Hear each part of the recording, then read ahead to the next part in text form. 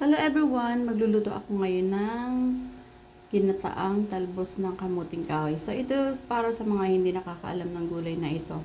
Bago natin yan lulutuin, kailangan mo nang pigaan yan sa asin yung talbos ng kamuting kahoy para matanggal yung yung katas niya kasi mapait yung katas nito.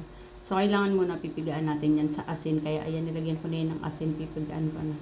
At kapag napigaan mo na siya, ayan, ganyan na magiging itsura niya. Ganyan na siya. Wala na siyang katas. At syempre, ito yung ating gata. Ayan. Kailangan maraming gata talaga pag ganito. Kasi makigata. Para maluto siya na maigi. At syempre, ito yung unang gata. Lalagay ko yan sa panghuli. Bago yung unahin natin yung pangalawang gata. So, ito na nga pinagsama-sama ko na sa pangalawang gata. Yung mga sangkap, lahat. Pati yung sahog. At yung tanglad. Pampalasa sa ating gulay. Masarap kapag may tanglad. So, ito na nga. Ayan. Kailangan muna natin yan haluin bago natin lagay yung pinigaan natin ng talbos ng balinghoy para hindi magbuo-buo yung gata. Bago natin lagay yung talbos.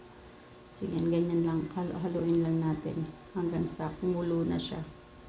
So, eto na nga, kumukulo na. Ayan, kulong-kulo na talaga. Lalagyan na natin yung talbos ng kamuting kahoy. So, ayan.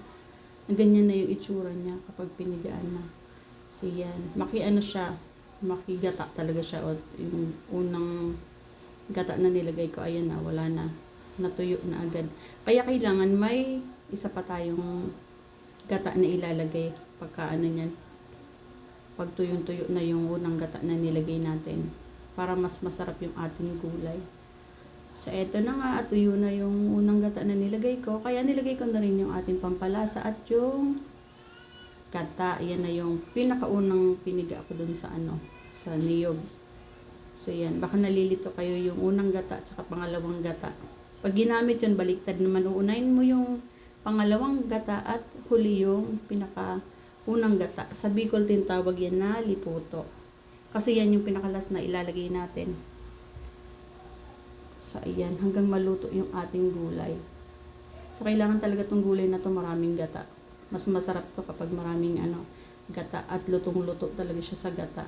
Malinamnam. Yun. So, ayan yung ating gulay. Mabilis lang naman lutuin siya. Pero kailangan yan. Ganyan talaga siya. Mas gusto ko yung ganyan medyo sunog ng konti. Pero hindi naman yun as in sunog na sunog. Pero para sa akin, mas malasa kasi yung ganyan. O yan, kung napansin nyo, medyo na yan. Papunta na sa sunog. Pero hindi naman yan sunog. Depende yan sa inyo kung gusto nyo may konting sabaw or sa akin kasi gusto ko